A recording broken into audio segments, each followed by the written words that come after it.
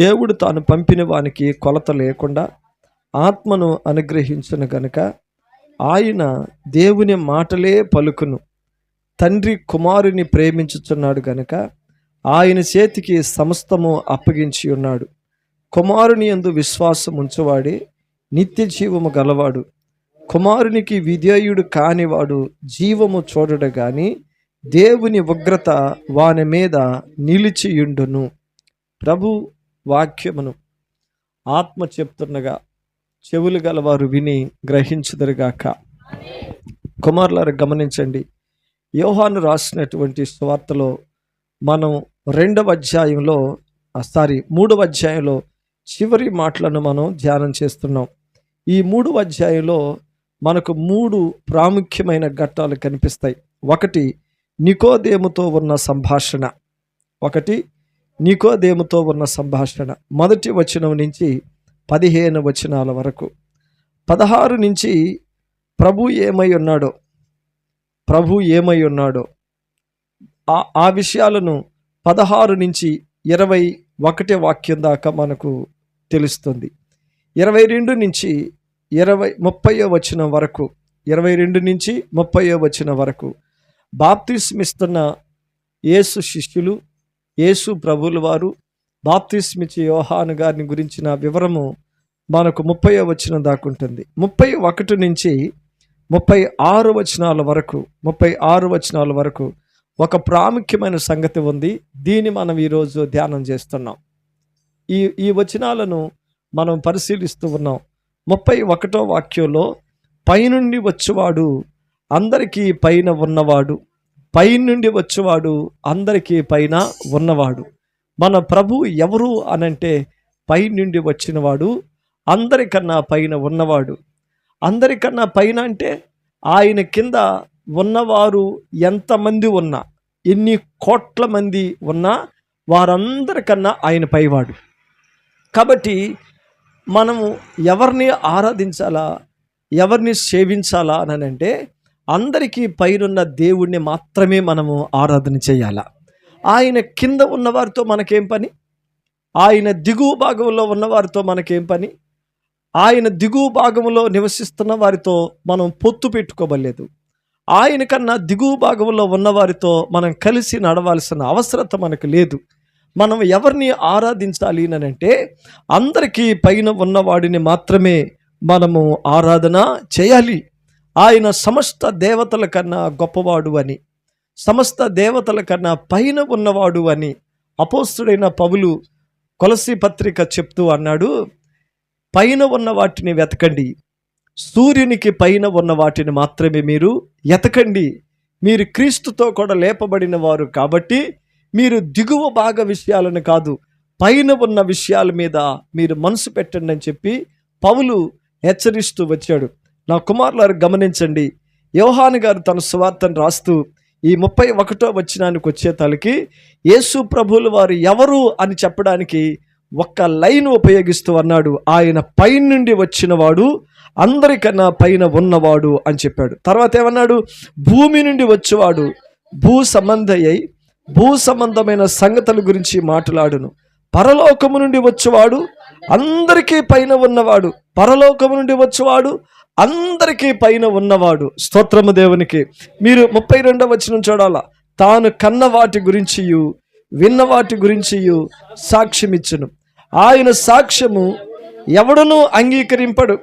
ఆయన సాక్ష్యము అంగీకరించిన వాడు దేవుడు సత్యవంతుడనే మాటకు ముద్ర వేసి కొలత లేకుండా ముద్ర వేసి ఏలయనగా దేవుడు తాను పంపిన వానికి కొలత లేకుండా ఆత్మను అనుగ్రహించను గనుక ఆయన దేవుని మాటలే పలుకును అని చెప్పారు. నాతో పాటు ఈ మాటలు చెప్పండి. 33వ వచనం నుంచి నేను చెప్తున్నా, ఒక్కొక్కరు అందరూ కలిసి నాతో చెప్పండి. ఆయన సాక్ష్యము అంగీకరించిన వాడు దేవుడు సత్యవంతుడన్న మాటకు ముద్ర వేసి ఉన్నాడు. ఏలయనగా దేవుడు తాను పంపిన వానికి కొలత లేకుండా ఆత్మను అనుగ్రహించను గనుక ఆయన దేవుని మాటలే పలుకును. ఆమేన్. ప్రియ దేవుని బిడ్డలారు గమనించాలా, ఈ వచనాన్ని మీరు కింద అండర్లైన్ చేయండి. ఏమంటారంటే, ఆత్మను అనుగ్రహించను గనుక ఆయన దేవుని మాటలే పలుకును. పరిశుద్ధ ఆత్మను గురించిన వివరాన్ని కొంత మీతో పంచుకుంటూ వస్తాను. గమనించండి. యేసు ప్రభులు వారు బాప్తిస్మం తీసుకున్నాడు. మాట్లాడాలా, నన్ను చూస్తా ఉండండి. ప్రభు బాప్తిస్మం తీసుకున్నాడు. ఆయన గెట్టెక్కగానే ఎవరు ఆయన మీదకి దిగి వచ్చారు? పరిశుద్ధాత్మ దేవుడు. ఏమని చెప్పాడు ప్రభుతో? ఈయన నా ప్రియకుమారుడు, ఈయన యందు నేను ఆనందిస్తున్నాను అని చెప్పాడు. సాక్ష్యం అయిపోయింది. యేసు ప్రభుని గురించి సాక్ష్యం. 2 సాక్ష్యాలు. ఒకటి, బాప్తిస్మిచ్చి యోహాను ఏమన్నాడంటే, ఇదిగో లోక పాపమును మోసుకొని పోతున్న దేవుని గొర్రెపిల్ల. బాప్తిస్మానికి ప్రభు వచ్చినప్పుడు యోహాను గారు ఏమన్నాడు? బోధకుడా, నీవు నా దగ్గర బాప్తిస్మం తీసుకోవడం ఎలా? నీ చెప్పులు వారైనా విప్పడానికి నేను యోగ్యుడిని కాదు. నీవు నాకన్నా గొప్పవాడివి. నేనే నీ దగ్గర బాప్తిస్మము తీసుకోవాలా. ఇది యోహాను గారి సాక్ష్యం. సరే, బాప్తిస్మం తీసుకుని ప్రభు గెట్టెక్కాడు. ఇప్పుడు సాక్ష్యం ఎవరిచ్చారు? దేవుడు. ఈయన నా ప్రియకుమారుడు, ఈయన మీద నేను ఆనందిస్తున్నానని సాక్ష్యం ఇచ్చాడు. రైట్, బాగుంది. ఇక ప్రభు అక్కడి నుంచి బయలుదేరి, నేను దేవుని కుమారుడిని, నా మీద పరిశుద్ధాత్మ ఆనందిస్తున్నాడు అని అంటూ డప్పాలు కొట్టుకుంటూ, సొంత డబ్బా కొట్టుకుంటూ వెళ్ళిపోవడానికి ఆయన మన వంటి బలహీనుడైన మనిషి కాదు. మనకేదన్నా ఒక డిగ్రీ ఉంటే మనం తట్టుకోలేం. మనం ఏదైనా ఒక డిగ్రీ సంపాదిస్తే దాని గురించి అనేకులతో మనం పంచుకుంటాం. నేను పలానా డిగ్రీ చదివాను, నేను ఆ యూనివర్సిటీలో ఫస్ట్ గోల్డ్ మెడలిస్ట్ విద్యార్థిని, లేకపోతే గోల్డ్ మెడలిస్ట్ ప్రొఫెసర్ని, లెక్చరర్ని, నాకన్నా ఇంకెవరు లేరు తోపు, నాకు నేనే పెద్ద తోపు అనుకుంటూ వాళ్ళ గురించి వాళ్ళు అలా స్వతహాగా డప్పు కొట్టుకుంటూ వెళ్ళిపోతారు. కానీ ప్రభువుల వారు ఏం చేశాడు తెలుసా? బాప్తిస్మిచ్చి తీసుకున్న మరుక్షణం పరిశుద్ధాత్ముడు దిగివచ్చి, ఈయన నా ప్రియకుమారుడు అని చెప్పిన తర్వాత ఆయన నేరుగా ఉపవాసానికి వెళ్ళిపోయాడు. 40 దినములు 40 రాత్రులు, 40 పగుళ్ళు 40 రాత్రులు ప్రభు ఉపవాసం ఉండి ఇప్పుడు బయటకు వచ్చాడు. గమనించండి. బాప్తిస్మం తీసుకున్నప్పుడేమో పరిశుద్ధాత్ముడు ఎదురొచ్చాడు. రైట్, ఒకటి. ఉపవాస ప్రార్థన చేసి బయటకు వచ్చిన తర్వాత ఇప్పుడు ఎవరు వచ్చారు ప్రభుకి ఎదురుగా? సాతానుడు. పెద్దగా చెప్పాలి, ఎవరు వచ్చారు? గట్టిగా చెప్పాలి, ఎవరు వచ్చారు?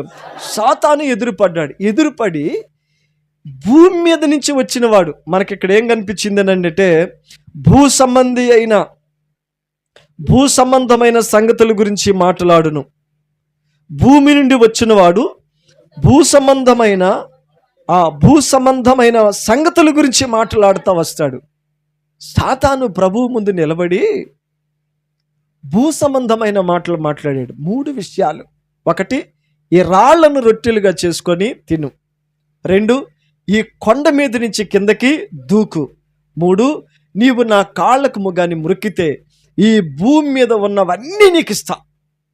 ఈ భూమి మీద ఎన్ని రకాల మహిమలు ఉన్నాయో, ఎన్ని రకాల ఆశ్చర్యమైన సంగతులు ఉన్నాయో, ఎన్ని రకాల మర్మమైన విషయాలు ఉన్నాయో అవన్నీ నీ సొంతం చేస్తా.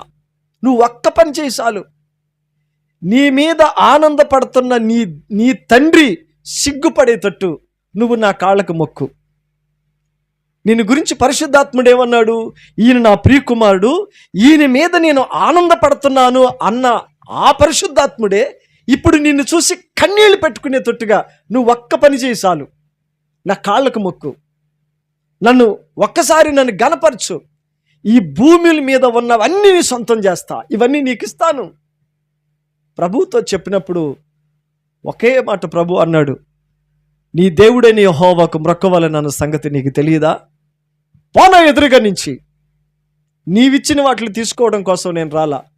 నా తండ్రి నాకు ఏది ఇస్తాడో అది తీసుకోవడం కోసం వచ్చాను. హల్లెలూయ. నా తండ్రి ఏ పని మీద నన్ను పంపించాడో ఆ పని గురించే నేను ఆ పని చేస్తాను. నా తండ్రి నాకు ఇస్తాడు. నువ్వు భూ సంబంధమైనటువంటివి ఏవి నాకు ఇవ్వాల్సిన అవసరం లేదు. ఇప్పటికీ సైతానుడు అనేకులను పిలుస్తూనే ఉన్నాడు, రండి, వచ్చేయండి, రండి, నా వెనక రండి. మీరు ఆ ప్రార్థన వదలండి, ఆరాధన వదలండి, బైబిల్ పక్కన పెట్టండి, ఆదివారాలు ఉపవాసాలు ఎందుకురా ఇవన్నీ? మీకు ఒక్కసారి రండి, నన్ను మొక్కండి, మీకు ఎన్ని కావాలన్నా ఇస్తాను.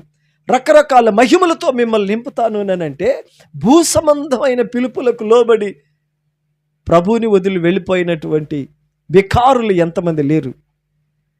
దేవుని మాటను పక్కన త్రోసిపుచ్చి ఒక్క పూట కూటి కోసం వెళ్ళిపోయినటువంటి ఏషావు వంటి వారు, భ్రష్ట మనసు గలవారు ఎంతమంది లేరు? క్రీస్తుని ఒక్క క్షణములో వదిలిపెట్టి లోకాశలకు వెళ్ళిపోయిన వారు మనం ఎంతమందిని చూడగలం?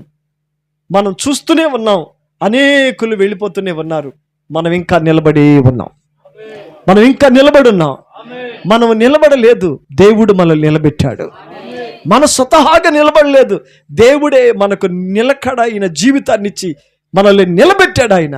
లేకపోతే ఇతరుల వలె మనం కూడా వెళ్ళిపోయిండే వాళ్ళమే, ఇతరుల వలె సాతాను పిలుపుకు లోబడి వెళ్ళిపోయిండే వాళ్ళమే. వాళ్ళకన్నా మనం బలవంతులమేం కాదు, వారికన్నా బలహీనులమే. అయినా దేవుడు మనల్ని ఏం చేశాడు? నిలబెట్టాడు. ప్రియులారా, ఆలోచించండి, నిలబెట్టాడు. మీరు ఈ సంగతి చూడండి.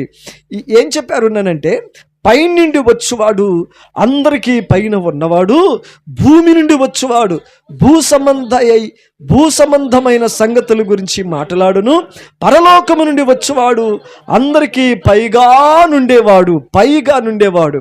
ఇప్పుడు మనం ఎవరి మాటలు వినాలా? పైనుంచి వచ్చిన వాడి మాటే వినాలా? Praise the lord. ఎవరి మాట వినాలి? పైనుంచి వచ్చిన వాడు మాట వినాలి. పైనుంచి వచ్చిన వాడు మాట వింటే, మనం ఆయనతో పాటు ఉంటే మనల్ని ఆయన ఎక్కడికి తీసుకెళ్లాలా? ఆ పైన ఉన్న రాజ్యానికి మనం తీసుకుని వెళ్ళాలి. అందుకే ఆయన ఉపవాసం అయిపోయిన తర్వాత ఆయన ప్రయాణం చేస్తూ ఏం చెప్పాడనంటే, పరలోక రాజ్యం సమీపించింది, అంతట అందరూ మారు మనసు పొందండి. పరలోకం సమీపించిందని చెప్పాడు. భూమి సమీపించింది కాదు, పరలోకము సమీపించింది, అంతట అందరూ మారు మనసు పొందండి, మిమ్మల్ని అక్కడికి తీసుకెళ్తానన్నాడు ఆయన. మిమ్మల్ని అందరినీ పరలోక రాజ్య వారసులుగా చేయడం కోసమే తండ్రి నన్ను పంపించాడు. మీకు సువార్తను ప్రకటిస్తున్నాను. నేను పైనుండి వచ్చిన వాడిని కాబట్టే పైన ఉన్న సంగతులను మీతో మాట్లాడతానని సెలవిచ్చాడు. ప్రియ బిడ్డలు, మీరు కాసంత గమనించండి. 32వ వచనం, తాను కన్న వాటి గురించియు విన్న వాటి గురించియు సాక్ష్యం ఇచ్చెను. ఆయన సాక్ష్యము ఎవడు అంగీకరించలేదు. ఆయన సాక్ష్యము ఎవరు అంగీకరించాల? ఆయన సాక్ష్యము ఎవడు అంగీకరించాల? 33వ వచనం, ఆయన సాక్ష్యము అంగీకరించిన వాడు దేవుడు సత్యవంతుడనో మాటకు ముద్ర వేసి ఉన్నాడు. ఏలయనగా దేవుడు తాను పంపిన వానికి కొలత లేకుండా ఆత్మను అనుగ్రహించును గనుక ఆయన దేవుని మాటలే పలికెను. ఆయన దేవుని మాటలే పలికెను. నిజంగా వినండి, దేవుని ఆత్మతో నిండిన వాడు దేవుని మాటలే మాట్లాడతాడు. పరిశుద్ధాత్మతో నిండిన వాళ్ళు దేవుని గురించి మాత్రమే మాట్లాడతారు. వారు పనిలో ఉన్న, కంపెనీలో ఉన్న, ఫ్యాక్టరీలో ఉన్న, ఏ ఉద్యోగాల్లో ఉన్నా, వారు నేవీలో ఉన్నా, వారు ఎయిర్ ఫోర్స్లో ఉన్నా, వారు ఏ సంస్థలో ఉన్నా, ఏ శాఖలో పనిచేస్తున్నా, దేవుని ఆత్మతో నిండిన వాడు దేవుని గురించే మాట్లాడతాడు. దేవుని ఆత్మతో నిండినవాడు దేవుని మాటలే మాట్లాడతారు. ప్రభు ఆత్మ లేనివాడు భూ సంబంధమైన విషయాలు మాట్లాడుతూ వస్తారు. దేవుడు మనల్ని పిలిచింది దేవుని గురించి మాత్రమే మాట్లాడడానికి. ఒక సంగతి చెప్పన, మన ఎదుట 4 సువార్తలు ఉన్నాయి. మత్తయి సువార్త, మార్కు, లూకా, యోహాను సువార్తలు మన ముందు కనిపిస్తాయి. ఈ 4 సువార్తలు మీరు పరిశీలించండి. ఏ సువార్తలోనైనా యేసు ప్రభువుల వారు పరలోక సంబంధమైన విషయాలు కాకుండా, దేవుని గురించి కాకుండా, ఇతర పాపిష్టి మనుషుల గురించి ఆయన మాట్లాడినట్టు మనకు ఎక్కడ కనిపించదు. ఆయన మాట్లాడితే, ఒకవేళ ఆయన మాట్లాడితే అబ్రహాముని గురించి మాట్లాడాడు, యాకోబు గురించి మాట్లాడాడు, మోషే ఏలియాల గురించి మాట్లాడాడు, సొలొమోను యోనా గురించి మాట్లాడాడు. ఈ విధంగా కొంతమంది విశేషమైన వ్యక్తుల గురించి ప్రభు మాట్లాడుతూ వచ్చాడు. రైట్. ఒకవేళ ఆయన పట్టణాల గురించి మాట్లాడాల్సి వస్తే కొరాజీను గురించి, బెత్సాయిదా గురించి, కపెర్నహూము గురించి మాట్లాడతా, షిలోహును గురించి మాట్లాడుతూ వచ్చాడే తప్ప ఇతరమైనటువంటి విషయాల గురించి ఆయన మాట్లాడినట్టు మనకు కనిపించదు. ఇంకా ఏం చెప్పాలి? ఆయన ఇంకా దేని గురించి మాట్లాడాడు? సాతాను గురించి, వాడిని అనుసరిస్తున్న పిశాచాల గురించి, వాళ్ళకు ఏర్పాటు చేయబడ్డ నరకము గురించి ప్రభువు మాట్లాడుతూ వచ్చాడు. మృతులు సమాధులంచి లేస్తారు, వారు పరలోకములో ప్రవేశిస్తారు అని చెప్పి పునరుద్ధానాన్ని గురించి ప్రభువు మాట్లాడుతూ వచ్చాడు. ఎవరు నరకానికి వెళ్తారో, ఎవరు పరలోకానికి వెళ్తారో అదే ప్రభువు చెప్తా వచ్చాడు. ఆయన గురుగుల గురించి, గోధుమల గురించి మాట్లాడిన వైనాన్ని మనం చూస్తాం. ద్రాక్షవల్లి నేను, తీగలు మీరు అన్న విషయాలను గురించి మాట్లాడినట్టు చూస్తాం. ఆయన ఒకవేళ ఏదైనా వాహనం మీద ప్రయాణం చేయాల్సి వస్తే రాజభోగములతో కూడుకున్నటువంటి ఒక పెద్ద వాహనం మీద కాకుండా కేవలం గాడిద పిల్ల మీద మాత్రమే ఆయన ప్రయాణాన్ని కోరుకున్నట్టు మనం చూస్తాం. ఒకవేళ ఆయన సముద్రం మీద ప్రయాణం చేయాల్సి వస్తే ఆయనకు తగినట్టుగా ఓ పెద్ద పడవని కోరుకున్నట్టు చూడం. ఒక చిన్న దోణిని కోరుకుని యేసు ప్రభుతో పాటు 12 మంది శిష్యులు కలిపి 13 మంది కిక్కిరిసి ఉన్న ఒక చిన్న దోణిలో ఆయన ప్రయాణం చేసినట్టుగా మనం చూస్తాం. ఆయన ఎవరినైనా ఎదుర్కొన్నాడు అనంటే దెయ్యములు పట్టిన వ్యక్తులను ఆయన ఎదిరించాడు. వారిలో ఉన్న దురాత్మలను వెళ్ళగొట్టి మనిషిగా నిలబెట్టి ఆ మనిషికి ఆయన చెప్పిన వైనము పరలోకం మీ కొరకు ఉందని మాత్రమే చెప్పాడు. దేవుని రాజ్యం మీ కొరకు ఉంది, పరలోక రాజ్యం మీ కొరకు సిద్ధపడి ఉంది. దురాత్మల చేతుల నుంచి విడిపించబడండి, పాపము చేతుల నుంచి విడిపించబడండి. మిమ్మల్ని పీడిస్తున్న దుష్ట శక్తుల పాలన నుంచి విడుదల మిమ్మల్ని విడిపిస్తున్నాను, దేవుని రాజ్యంలో మిమ్మల్ని ప్రవేశపెట్టడం కోసమని ప్రభువు మాట్లాడినట్టుగా చూస్తాం. ఎందుకు ఆయన ఇంత భారంతో మాట్లాడాడు అంటే యోహాను గారు రాస్తూ అన్నాడు, ఆయన కొలత లేకుండా దేవుని ఆత్మని పొందుకుని ఉన్నాడు. కాబట్టే ఆయన దేని గురించి మాట్లాడాడు అంటే దేవుని గురించి మాటలే మాట్లాడాను, దేవుని గురించి మాటలే పలికాడు. ప్రభుని గురించి, తండ్రి అయిన దేవుని గురించి, ఆదరణకర్త అయిన పరిశుద్ధాత్మని గురించి క్రీస్తు మాట్లాడాడు. అంతేకాని పోకిరి మాటలు ఎక్కడైనా యేసు మాట్లాడినట్టు మనకు కనిపించవు. డబుల్ మీనింగ్ పదాలు యేసుక్రీస్తులు వారు మాట్లాడా? లేదు. ఇతర విషయాలు లేదు. ఆయన మాట్లాడింది ఒకే ఒక విషయాన్ని గురించి, దేవుని గురించి మాటలే. పరిశుద్ధాత్మతో నిండినవాడు దేవుని గురించి మాట్లాడతాడు. పరిశుద్ధాత్మ లేనివాడు దేవుని గురించి మాట్లాడలేరు. మైక్ పట్టుకొని వాక్యం చెప్పడానికి నిలబడితే దేవుని గురించి కాకుండా ఇతర విషయాలు మాట్లాడుతున్నారు అంటే వారు ప్రభు ఆత్మని ఇంకా పొందలేదు. చాలామంది భ్రమపడుతున్నారు, మేము అభిషేకించబడ్డాం, మేము అభిషేకం పొందిన సేవకులం, మేము అభిషేకం పొందిన సంఘ పెద్దలం అని అనుకుంటున్నారు. మీరు అభిషేకించబడ్డారు కావచ్చు, కానీ మనుషుల చేత. మీరు అభిషేకించబడి ఉండొచ్చు, నిజమే అయి ఉండొచ్చు, కానీ మీరు ఒక మనిషి చేత అభిషేకించబడిన వారు. కుమారులారు గమనించండి, మనల్ని అభిషేకించాల్సింది మనిషి కాదు, పరిశుద్ధాత్మ దేవుడు మన ఆత్మను ప్రేమ అనే తైలము కుమ్మరించి మనల్ని అభిషేకిస్తాడే. ఆ అభిషేకం గలవారికి సమస్తము గ్రహింపే శక్తి ఉంటుంది, సమస్తమును గ్రహించగలిగే బలం ఉంటుంది. ఏది సత్యమో, ఏది అబద్ధమో, ఏది మోసమో, ఏది నిజాయితీయో గ్రహించడానికి మనం దేవుని ఆత్మ అభిషేకమును కలిగిన వారమని ఇదే యోహాను గారు తన మొదటి పత్రికలో వివరంగా 2-3 సార్లు మాట్లాడినట్టు మీకు స్టడీ చెప్తా వచ్చాను. నా ప్రియ బిడ్డలారు గమనించాలా, స్తోత్రం దేవునికి. మీరు 33వ వచనాన్ని చూడండి. ఆయన సాక్ష్యము అంగీకరించిన వాడు దేవుడు సత్యవంతుడనే మాటకు ముద్ర వేస్తాడు. ఎవరి సాక్ష్యం అంగీకరిస్తే, యేసు ప్రభువులు వారిచ్చిన సాక్ష్యమును ఎవరు అంగీకరిస్తారో వాళ్ళు దేవుడు సత్యవంతుడు, దేవుడు సత్యవంతుడు అనే మాటకు ముద్ర వేస్తారు. మన అంగీకారం ఒక స్థిరమైన ముద్ర. ఇదేదో పంచాయతీ వాళ్ళు వేసిన ముద్ర కాదు, ఇదేదో పోస్ట్ ఆఫీస్ వాళ్ళు వేసిన ముద్ర కాదు. ఏదో ఒక శాఖలో వేసిన ముద్రకి దాని విలువ ఉంటుంది. ఆ ముద్రలో ఉన్నటువంటి అక్షరాలు ఆ విలువను తెలియచేస్తా వస్తాయి. నేను ఏ ముద్రని తప్పుగా మాట్లాడలేదు. ఒక ముద్ర వేయబడిందా, ఆ ముద్ర దాని విలువని తెలియచేస్తా వస్తుంది. అలాగే దేవుడు సత్యవంతుడు అని మనం నమ్మటమే, ఆ నమ్మకం ఒక ముద్రగా ఉంటుంది. ఆమేన్. ఒక స్థిరమైన ముద్ర. స్తోత్రం దేవునికి. ఒక స్థిరమైన ముద్ర. నా ప్రియ కుమారులారు గమనించండి. అందుకే ఇక్కడ అన్నాడు, ఆయన సాక్ష్యము అంగీకరించిన వాడు దేవుడు సత్యవంతుడనే మాటకు ముద్ర వేశాడు. నేను అడిగినా, ప్రభు సత్యవంతుడని మీరు ఎంతమంది నమ్ముతున్నారు? హల్లెలూయా. Very good. మీరంతా యేసు సత్యవంతుడనే విషయాన్ని మనస్ఫూర్తిగా అంగీకరిస్తున్నందుకు నేను మిమ్మల్ని అభినందిస్తున్నాను. యేసు నామములో స్తోత్రం, యేసు నామములో స్తోత్రం. ఆమేన్. యేసు సత్యవంతుడు, తండ్రి అయిన దేవుడు సత్యవంతుడు. తాను పంపిన వానికి కొలత లేకుండా ఆయన ఏమనుగ్రహించాడు? ఆత్మను అనుగ్రహించాడని చూస్తున్నాం. 35వ వచనం చూడండి. తండ్రి కుమారుని ప్రేమించుచున్నాడు గనుక ఆయన చేతికి సమస్తమును అప్పగించి ఉన్నాడు. ఇంకొకసారి, తండ్రి కుమారుని ప్రేమించుచున్నాడు గనుక ఆయన చేతికి సమస్తమును అప్పగించి ఉన్నాడు. బిడ్డలారా గమనించండి, ఈయన నా ప్రియకుమారుడు, ఈయన మీద నేను ఆనందపడుతున్నాను. ఈ మాట తీసుకున్న ప్రభు 40 దినాలు ఉపవాస ప్రార్థన అయిన తర్వాత అపవాదిని ఎదిరించటం, వాడిని పక్కకు తొలగించడం, సువార్తను ప్రకటిస్తూ ముందుకెళ్తూ ఉంటే తండ్రి అన్నాడు, నేను ప్రేమిస్తున్నాను, నా కుమారుని నేను ప్రేమిస్తున్నాను.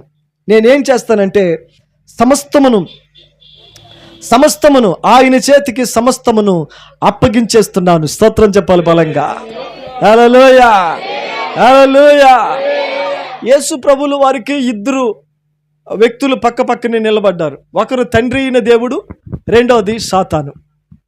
హలో, మీరు సరిగ్గా గమనించండి. నేను చెప్తున్న దాన్ని జాగ్రత్తగా మాటలో ఆ దృశ్యాన్ని చూడండి. యేసు ప్రభులు వారు నిలబడ్డా, ఇప్పుడు ఆయన పక్కన సాతాను, ఇంకొక పక్కన తండ్రి అయిన దేవుడు. అపవాది చెప్పింది ఏమిటి? నా కాళ్ళకు మొక్కు, ఈ భూమి మొత్తం నీకు అప్పగిస్తాను. తండ్రి అయిన దేవుడు చెప్పింది ఏమిటి? నన్ను ప్రేమించు, సమస్తమును నీకు అప్పగిస్తాను. ఆమేన్. ఈ 2 విషయాలు జాగ్రత్తగా గమనించండి. సాతాను చెప్పిన మాట ఏమిటి అంటే, నా కాళ్ళకు మొక్కితే నీకు అన్ని అప్పగిస్తాను. పరలోకపు తండ్రి చెప్పిన మాట ఏమిటి? నన్ను ప్రేమిస్తే నీకు సమస్తం అప్పగిస్తాను. ఇక్కడ మొక్కడము ప్రేమించటం, ఇక్కడ ప్రేమించేది ఆత్మ సంబంధం అయితే, ఇక్కడ మొక్కడం అనేది శత్రువుకి లొంగిపోయేటువంటి పరిస్థితి, కిందకి దిగువ భాగానికి వెళ్ళిపోవడం. శత్రువు తలపైకి ఎత్తుకుని ఉండగా క్రీస్తు తల వంచి పాదాలు ముట్టుకోవాలా, అది సాతాను కోరిక. కానీ తండ్రి ఏమన్నారు తెలుసా? నా కాళ్ళకి కాదు కుమారుడు మొక్కాల్సింది, నా హృదయమును అత్తుకొని దాన్ని ప్రేమించని చెప్పాడు. అదే ఈ 2 విషయాలను మనం గమనించాలా.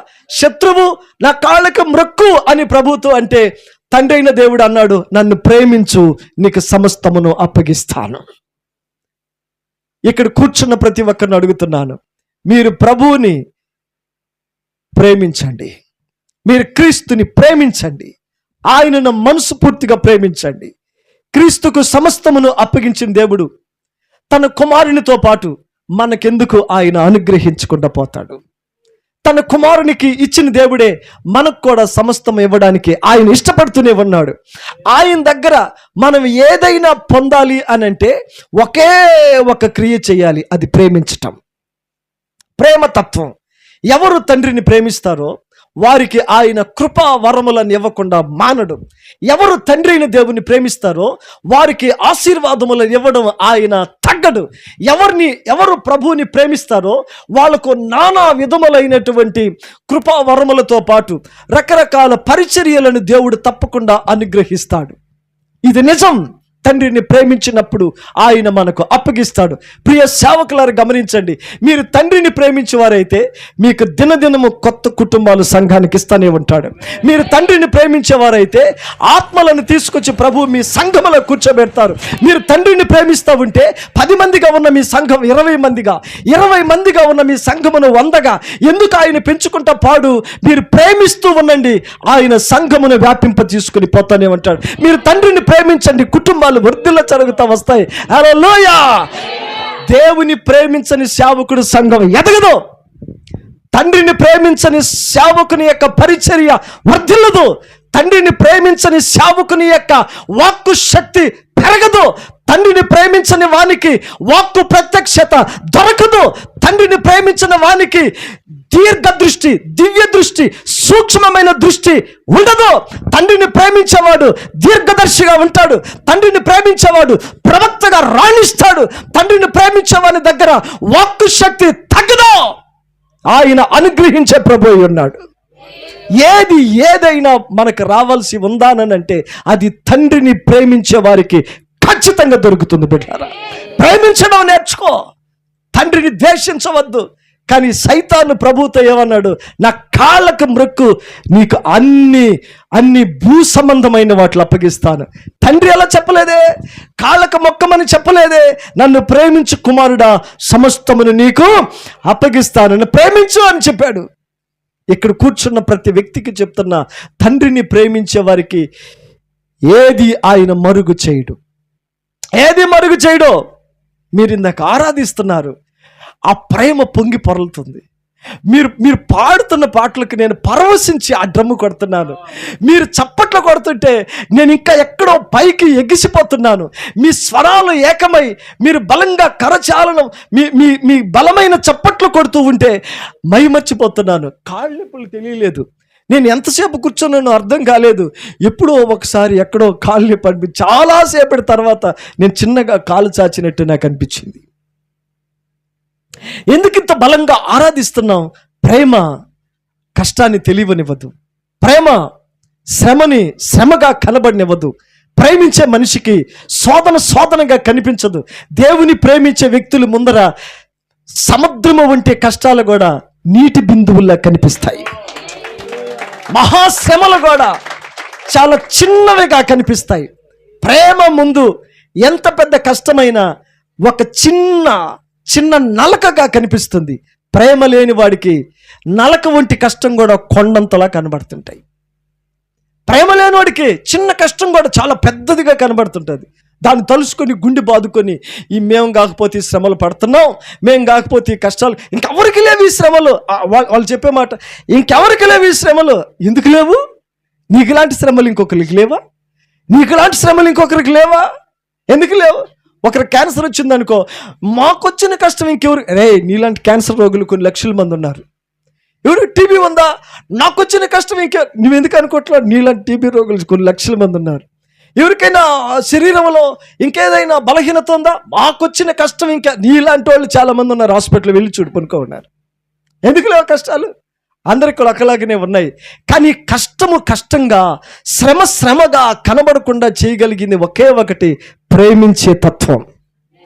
ప్రేమించే వ్యక్తికి శ్రమలు చాలా చిన్నవిగా కనిపించును గాక. హల్లెలూయా. మీరు 35వ వచనాన్ని చూస్తున్నారు. యోహాను సువార్త 3:35 వచనంలో, తండ్రి కుమారుని ప్రేమించుచున్నాడు గనుక ఆయన చేతికి సమస్తమును అప్పగించి ఉన్నాడు, సమస్తమును అప్పగించేశాడు. నా ప్రియ బిడ్డలు, మీరు కాస్త జాగ్రత్తగా గమనించాలా. యోహాను సువార్తలో మీరు 5వ అధ్యాయం, ఇదే సువార్తలో మీరు 5వ అధ్యాయం పక్క పేపర్ ఒక్కసారి అలా తిప్పండి. 5వ అధ్యాయంలో 22వ వచనం నుంచి చూడండి. 22వ వచనం నుంచి, తండ్రి ఎవరికి తీర్పు తీర్చడు గాని తండ్రిని గణపరచునట్లుగా అందరూ కుమారుని గణపరచవలెనని తీర్పు తీర్చుటకు సర్వ అధికారము కుమారునికి అప్పగించి ఉన్నాడు. కుమారుని గణపరచువాడు ఆయనను పంపిన తండ్రిని గణపరుస్తాడు. ఇక్కడ మీరు చూడండి, తీర్పు తీర్చుటకు సర్వ అధికారము కుమారునికి అనుగ్రహించి ఉన్నాడు. ఇప్పుడు సర్వ అధికారము కుమారుడు పొంది ఉంటే ఇప్పుడు కుమారుడు ఏమై ఉండాలా? దేవుడై ఉండాలి. ఇప్పుడు సర్వ అధికారం ఎవరికి ఇస్తారు? సర్వ అధికారం ఎవరికి ఇస్తారు? దేవునితో సమానమైన వ్యక్తికి మాత్రమే అప్పగిస్తారు. ఒకప్పుడు సాతానుడు ఏమనుకున్నాడంటే, నేను దేవునితో సమానమైన వాడిని అన్నాడు. ప్రభు ఏమన్నాడు? నువ్వు నాతో సమానము కావు, నువ్వు నాతో సమానం కావు, నువ్వు కేవలం దూతవంతే. నిన్ను రత్నములతో ముత్యములతో నిన్ను అలంకరించాను, నీకు పాటలు పాడడానికి మంచి స్వరం ఇచ్చాను, మీరు బలంగా నన్ను ఆరాధించవచ్చు, కానీ నువ్వు నాతో సమానుడు కావు. ఎందువల్ల సమానుడు కావు అనంటే, నీకు ప్రేమించే తత్వం తెలియదు, నీకు ప్రేమించడం తెలియదు. నువ్వు పాటలు పాడతావు అంతే, నువ్వు రత్నములతో ముత్యములతో అలంకరించబడిన దూతం అంతే, నువ్వు ప్రేమించడం చేత కాదు, నువ్వు సమానం కావు, నువ్వు వెళ్ళిపో ఇక్కడి నుంచి అన్నాడు. అందుకే ప్రభు సాతాను కిందకి తోసివేసినట్టుగా మనం చూస్తాం. కానీ కుమారుని గురించి ఏమన్నాడు తెలుసా?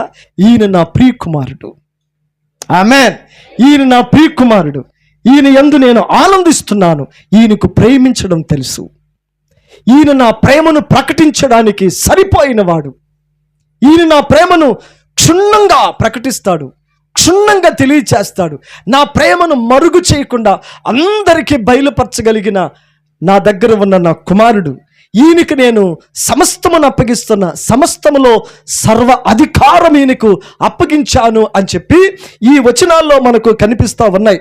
మీరు ఇంకా గమనించాలా, 24వ వచనం చూడండి. నా మాట విని నన్ను పంపిన వాని యందు విశ్వాసముంచువాడు నిత్య జీవం గలవాడు, వాడు తీర్పులోనికి రాక మరణములో నుండి జీవములోనికి దాటి ఉన్నాడని మీతో నిశ్చయముగా చెప్పుచున్నాను. మృతులు దేవుని కుమారుని శబ్దము విని గడియ వచ్చుచున్నది, ఇప్పుడే వచ్చి ఉన్నది, దాని వినువారు జీవింతురని మీతో నిశ్చయముగా జీవిస్తున్నాను. తండ్రి ఎలాగా తనంతట తానే జీవము గలవాడై ఉన్నాడో, అలాగే కుమారుడును తనంతట తానే జీవము గలవాడై ఉండుటకు కుమారునికి అధికారము అనుగ్రహించెను. నా బిడ్డలారు గమనించండి, మొదటి అధికారం ఏమిటి? తీర్పు తీర్చుటకు సర్వ అధికారము ఇవ్వబడింది. తర్వాత ఏమన్నాడు? తండ్రి ఎలాగ తనంతట తానే జీవించగలవాడై ఉన్నాడో, అలాగే కుమారుడు తనంతట తానే జీవము గలవాడై ఉండుటకు కుమారునికి అధికారము అనుగ్రహించాను. ఆమె పరలోకమందున్న దేవుడని యెహోవా నిత్యుడు అయితే క్రీస్తు కూడా నిత్యమైన వాడే.